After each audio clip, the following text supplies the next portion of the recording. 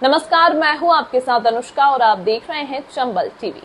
श्योपुर जिले की कराहल तहसील से करीब 5 किलोमीटर दूर स्थित नोनार सरकार धाम में मंगलवार 28 अप्रैल को भव्य सामूहिक विवाह समारोह सफलतापूर्वक संपन्न हुआ।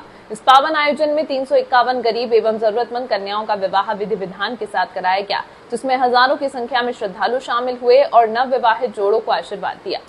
यह आयोजन आस्था, सेवा और सामाजिक समर्पण का अनूठा उदाहरण बनकर सामने आया। नोनार सरकार धाम, जो हर शनिवार श्रद्धालुओं से गुलजार रहता है, आज एक ऐतिहासिक सामाजिक आयोजन का केंद्र बना रहा। कार्यक्रम में मुख्य अतिथि के रूप में विधानसभा अध्यक्ष नरेंद्र सिंह तोमर उपस्थित रहे। उनके साथ क्षेत्रीय सांसद शिव मंगल सिंह तोमर, पूर्व मंत्री रामनिवास रावत, भाजपा जिला अध्यक्ष शशांक भूषण, पूर्व विधायक दुर्गालाल विजय सहित कई जनप्रतिनिधि एवं भाजपा नेता मौजूद रहे। विशेष रूप से मध्य प्रदेश के मुख्यमंत्री डॉक्टर मोहन यादव भी इस कार्यक्रम से वर्चुअल माध्यम से जुड़े और सभी नवविवाहित जोड़ों को शुभकामनाएं देते हुए उनके सुखद वैवाहिक जीवन की कामना की।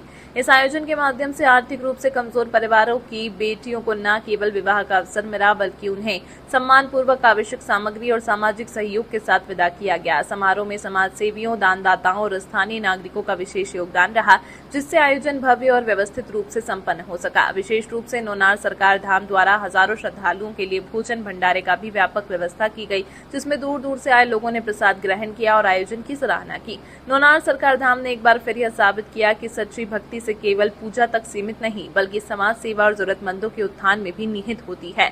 यह आयोजन पूरे क्षेत्र के लिए प्रेरणा का स्रोत बनकर उभरा है। अभी सांसद जी ने भी कहा कि 10 लाख रुपया मैंने सामुदायिक भवन के लिए यहाँ पर दिया है। लग तो कम उनको भी रहे, लेकिन मैं उनसे आग्रह करना चाहता हूँ, नोनार सरकार का ये मंदिर अब मंदिर नहीं है, ये तीर्थ बन गया है। और तीर्थ पर जनता तो आती है, तो दर्शन करके चली जाती है, लेकिन तीर्थ होता है तो साधु संत भी बड़ी मात्रा में आते हैं। और जब साधु आता है तो कोशिश करता है कि भगवान के चरणों में एक आध रात रुके। तो इसलिए मुझे लगता है संत निवास के लिए 10 लाख कम है। अगर 10 लाख और सांसद जी बढ़ा दो आप, तो बढ़िया हो जाएगा। तो सांसद जी ने 10 लाख की हामी भर दी है। अब 20 लाख रुपए से महाराज जी बढ़िया संत निवास आप बनाओ, सभी सुविधाओं से युक्त हो, जिससे कि ये बड़ी सुविधा यहाँ हो जाए। मुझे ध्यान है, जब मैं पहले आता था तो मंदिर तो था और ये रुकने का थोड़ा ठिकाना भी था, लेकिन जब से गोपाल दास महाराज जी ने कमान संभाली है, तो सिद्ध बाबा की कृपा से चारों धाम यहाँ पर आ गए। और आज गोपाल दास जी की तपस्या से, उनके परिश्रम से, हनुमान जी की कृपा से इस क्षेत्र में बेहद रौनक बढ़ गई है। जब भी आओ तो कचाकच भीड़ मंदिर में मिलती है और ग्वालियर चंबल संभाग ही नहीं, बड़ी मात्रा में राजस्थान के लोगों का भी आवागमन इस मंदिर में होता है। यह हम सब लोगों के लिए प्रसन्नता की बात है। तो निश्चित रूप से सुविधाएं और बढ़ें, यह भी जरूरी है। गोपाल दास जी बहुत उत्साही है। इस बार 351 जोड़ों का विवाह किया, अगले बार 561 का संकल्प है। हनुमान जी उस संकल्प को भी पूरा करेंगे, सिद्ध बाबा उसको भी पूरा करेंगे। लेकिन साथ ही साथ महाराज जी ने आज एक इच्छा और व्यक्त की है कि अस्पताल भी वो बनाना चाहते हैं। मैं समझता हूँ ये इच्छा तो बहुत अच्छी है, लेकिन अस्पताल बनाने के लिए बहुत सारे आयाम की आवश्यकता होती है।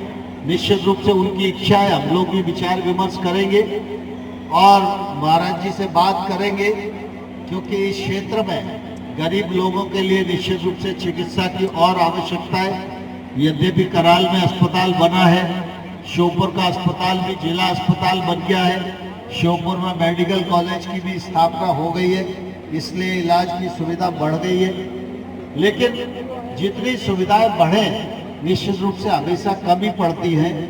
गोपाल दास जी महाराज का संकल्प है तो जरूर वो पूर्णता की ओर बढ़ेगा, ऐसा मैं इस अवसर पर विश्वास करता हूँ। और पुनः आप सब लोगों के साथ मिलकर नौराज महाराज के और सिद्ध बाबा के चरणों में बहुत बहुत नमन प्रस्तुत करता हूं और प्रभु से ये प्रार्थना करता हूं कि हम सबको भी आशीर्वाद दे, जिससे हम लोग सद्मार्ग पर चलते हुए अपने जीवन को सार्थक बना सकें। और आज जो बच्चे और जो बेटियां आज दाम्पत्य जीवन में प्रवेश कर रहे हैं, प्रभु उन पर भी आशीर्वाद की इतनी वर्षा करे कि खेतों में हरियाली की तरह उनका जीवन हमेशा हरा भरा रहे। यही प्रार्थना है। बहुत बहुत धन्यवाद।